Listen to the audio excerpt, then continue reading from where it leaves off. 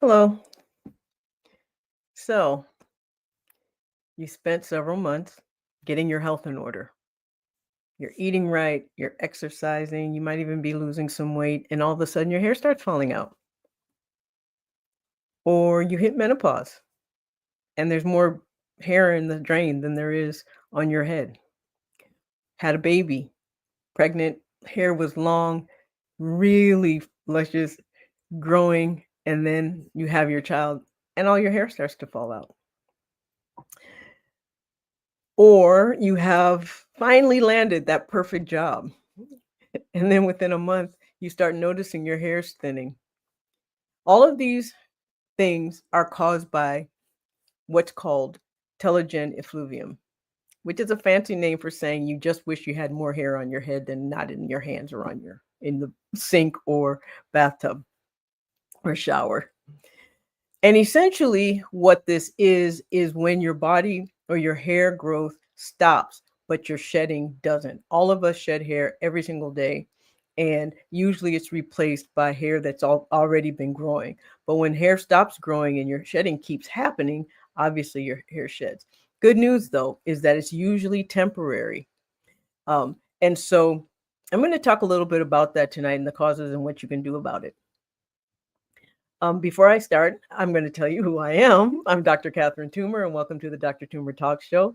I'm a family medicine and community health physician and expert in metabolic weight care management. So I hear a lot about hair loss because it does happen during weight loss. But the key is to be patient and not to get too concerned because the hair does eventually grow back. And before I get going, I just want to say hello. Hello, Cindy. Thank you for joining. Hello, Marcia. Thank you for joining. And if you're listening now, just tell me your name and where you're listening from. And also, if you listen later, put in hashtag replay. Now, I am in the middle of a storm here where I live, and often my Wi-Fi or the electricity goes out. Even though I have a generator, what will happen is it will knock out this. So if that happens, I'll either try to come back on and finish the discussion, or if my Wi-Fi doesn't, I will end up probably coming back on Thursday and doing another one. But I'll make the announcement. But I'm just watching my Wi-Fi, and it looks like it's getting a little unstable. So let's keep our fingers crossed. So again, I'm Dr. Catherine Toomer, and welcome to the Dr. Toomer Talk Show on Tuesday. And so Telogen Efluvium. And what is that? And I'm going to put this up so you can see it. So essentially, when our hair grows, it goes through phases.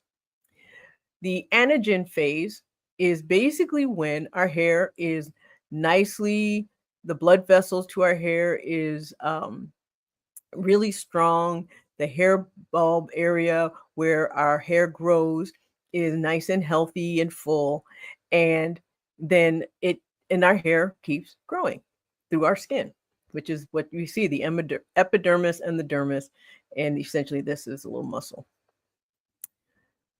But what happens when we go through menopause, lose weight, little bit of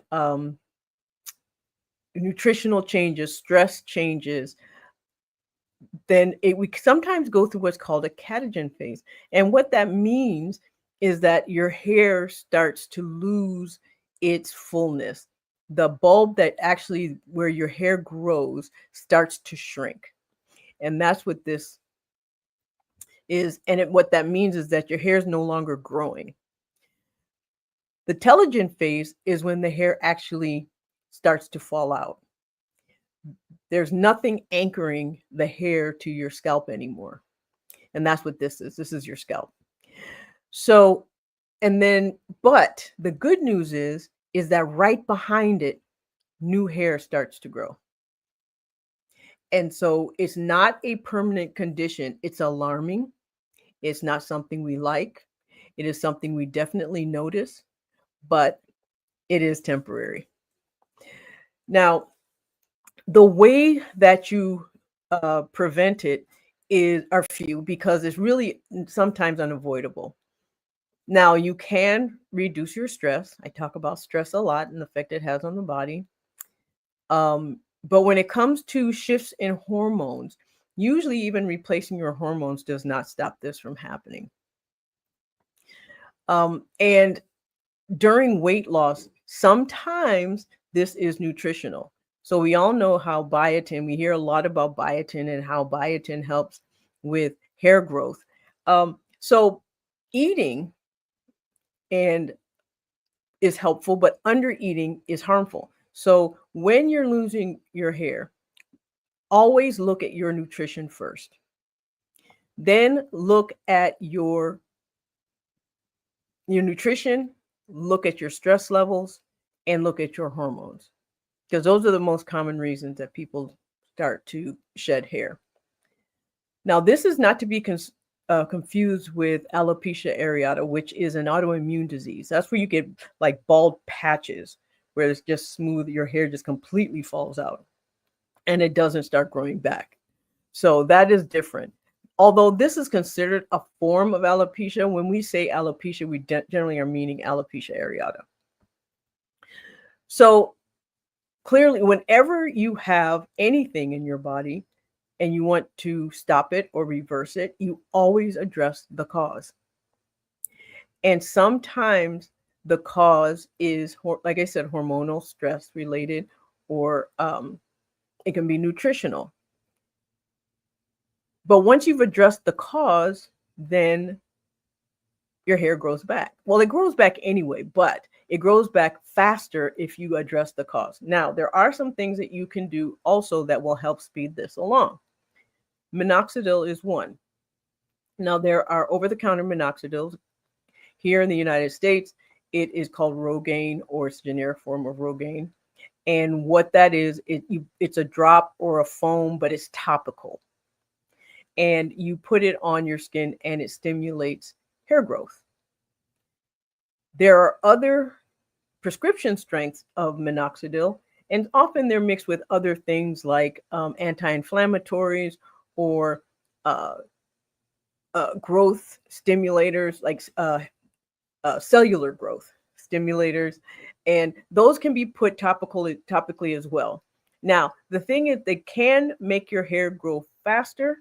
However, if you stop using it, what it does is your hair goes back to the old rate of growth. So you may end up having hair thinning again once you stop using it. And so I was just saying, hope you stay safe. Barbados weather today here. The heat is almost unbearable. Yeah, we're actually cooling off here in the southeast. So it's not as bad as it has been. The other thing that can help with this is reducing any type of hair manipulation that stresses the hair follicle. So, detangling hair with, a lot of force, or wearing hats and scarves, or sleeping on cotton pillows. The smoother the surface that comes in contact with your hair, the less it catches and pulls out. So using silk pillows, using silk scarves, or silk lined hats or bonnets is very, very helpful. But again, it does reverse, it is temporary, and the most important component of reversing when the shedding of your hair, or telogen effluvium, is patience. It is absolutely patience. And I know that can be difficult when it's such a drastic change from what you're used to, but patience really is the number one way to reverse it, because it does reverse on its own. And you hear a lot about this with GLP-1s. Now, I've been hearing, a lot of things of people saying, well, it makes your hair fall out. Well, not really. It's the weight loss that's making your hair fall out. And that's what's happening with all weight loss, not just with GLP-1 weight loss, but any weight loss. And however, when weight loss is done very slowly, which is 1 to 2 pounds a week at maximum, generally what happens is it's less of a shock to your system, and therefore you usually have less hair shedding as a result. Also, because that means you're also eating enough so that you're getting all the nutritions you need in order to maintain healthy hair, and drinking enough water so that your scalp, which is skin, your scalp is skin. And in order for your skin to stay well functioning is to keep it hydrated.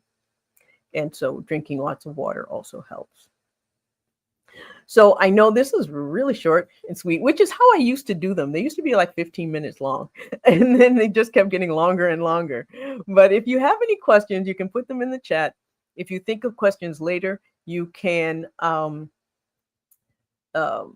write to me at help@drtumor.com, or you can leave a comment after this video or any of the videos on YouTube, and I will respond. And so I'm just going to read a few questions. So would it be wise to refrain from chemicals or just take extra special of the care?